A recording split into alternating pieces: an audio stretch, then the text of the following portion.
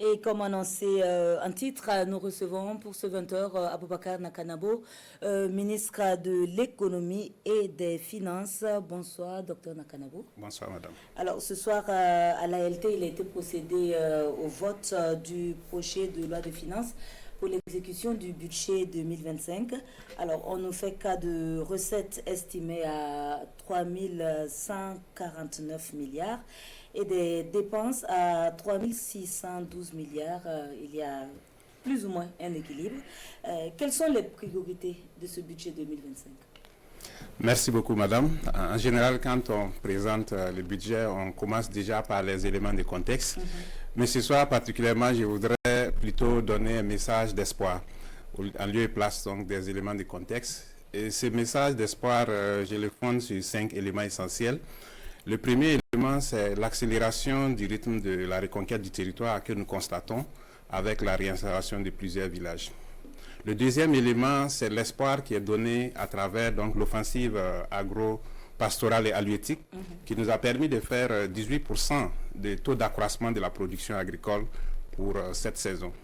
Le troisième élément, ce sont les initiatives présidentielles qui ont été lancées qui vont contribuer à renforcer le capital humain. C'est notamment l'initiative présidentielle pour l'éducation de qualité et l'initiative présidentielle pour la santé. L'autre élément qu'on peut prendre en compte, c'est essentiellement les grandes réformes qui ont été engagées donc en 2024, qui vont se poursuivre en 2025 et qui vont sans doute produire des effets. C'est notamment la réforme du code minier qui va permettre donc à l'État d'avoir une part plus importante dans la rente minière. Et enfin, bien sûr, il y a la politique d'industrialisation qui est en cours avec l'APEC qui est en train de procéder, bien sûr, au lancement de nouvelles usines. Donc, tous ces éléments de contexte nous rassurent qu'en 2025, en principe, les choses doivent aller mieux. Maintenant, pour revenir sur le budget, il faut dire que le budget, comme vous l'avez annoncé, en recettes, nous avons 3 149 milliards et en dépenses, 3 612 milliards, ce qui dégage un déficit de 462 milliards, correspondant à 3,2% du produit intérieur brut. Il faut dire que cela est une avancée significative parce que l'année passée, nous avions un déficit de 675 milliards. Donc, il faut dire que cette réduction du déficit marque la volonté du gouvernement de faire en sorte que nous puissions recentrer donc le budget sur les priorités du moment. Et ces priorités, nous les comptons parmi donc les actions comme la reconquête du territoire, ce qui nous a permis d'allouer un budget de plus de 27% à la défense et à la sécurité. Également, les renforcements, bien sûr, du capital humain. Et si vous regardez le budget, plus de 40% du budget est consacré à la santé et à l'éducation, ce qui montre vraiment cette volonté d'améliorer le capital humain. Et également, nous avons, ce qui concerne donc l'agriculture, un budget de plus de 5% qui va permettre donc d'accompagner l'offensive agricole en cours. Alors, on constate également, en tout cas on a eu vent, le gouvernement a fait le choix de miser énormément sur les investissements après les dépenses militaires. Et qu'est-ce qui a orienté ce choix du gouvernement? Alors, vous avez tous suivi que cette année, le budget a fait l'objet d'arbitrage par son Excellence, Monsieur le Président du Faso, chef de l'État, ce qui est une première. Et justement, l'objectif, c'était de faire en sorte que le budget soit essentiellement orienté vers les priorités, ce qui nous a permis de comprimer les charges de fonctionnement, de supprimer tout ce qui n'est pas défense essentielle pour orienter donc ces ressources vers les investissements importants dans le secteur de l'agriculture, dans le secteur de l'éducation, dans le secteur de la santé et également dans le secteur de l'industrialisation. Donc, c'est un choix pour faire en sorte que la relance économique soit une réalité en 2025. Monsieur le ministre, le budget a également touché à la TVA en matière de taxation. Qu'est-ce qui a changé au niveau donc, du recouvrement ou de la taxation de cette TVA? Alors, il faut dire que dans le budget, il y a effectivement des mesures qui touchent les questions fiscales. En matière de TVA, nous avons essentiellement prévu l'imposition des activités réalisées à travers les plateformes numériques. Vous le savez, il y a des plateformes numériques qui sont utilisées pour mener des activités qui viennent en concurrence des activités traditionnelles et qui ne sont pas imposées. Donc, c'est vraiment pour établir cette justice, pour ne pas que les plateformes numériques, qui sont pour la plupart du temps des plateformes étrangères, viennent concurrencer les activités traditionnelles. Nous avons également prévu des mesures de faveur, notamment pour toutes les compagnies qui font des vols au niveau local.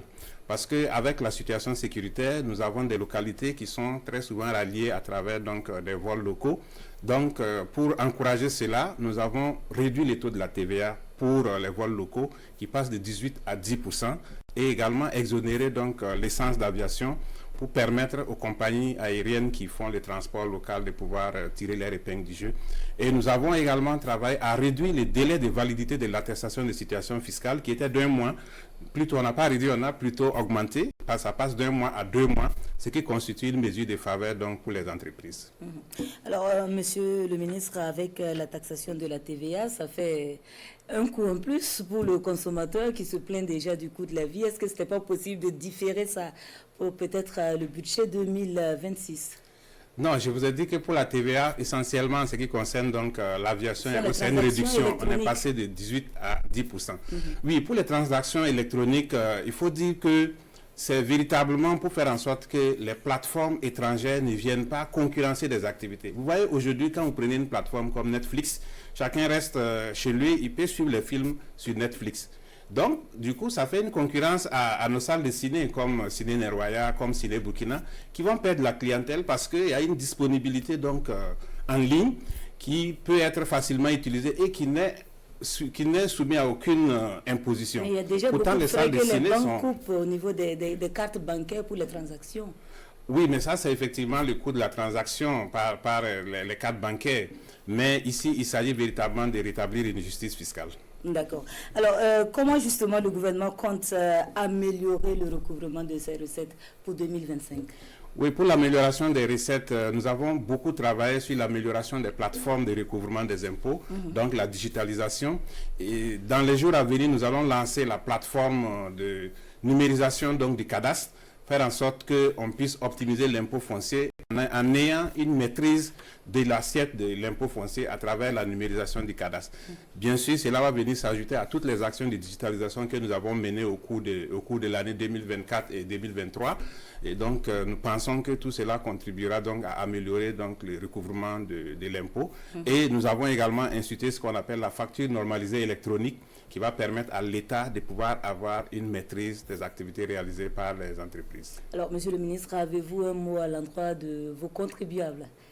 Oui, je voudrais vraiment remercier les contribuables parce que si nous avons fait de bonnes performances en matière de recouvrement cette année, malgré le contexte difficile, c'est parce que nos contribuables aussi ont fait preuve de civisme. Donc, c'est vraiment le lieu de les remercier, de les encourager.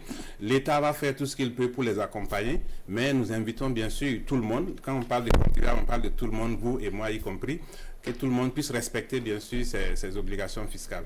Je voudrais aussi profiter de cette occasion pour remercier l'Assemblée législative de transition, d'abord la Commission des finances et du budget, avec laquelle nous avons travaillé pendant plusieurs jours pour pouvoir aboutir donc au vote de la loi aujourd'hui. Je voudrais également remercier tous mes collaborateurs qui se sont mobilisés pendant plusieurs jours également pour que nous puissions aboutir à ce budget. Je pense que c'est vraiment le lieu de dire à chacun que sa contribution a été très importante pour que nous puissions aboutir à ces résultats. Et nous comptons bien sûr sur tout le monde pour une bonne exécution de ce budget au titre de l'année 2025. Alors, monsieur le ministre, la RTB également vous remercie parce qu'on sait que c'est au pas de course que vous êtes venu sur ce plateau. Vous venez directement de l'ALT.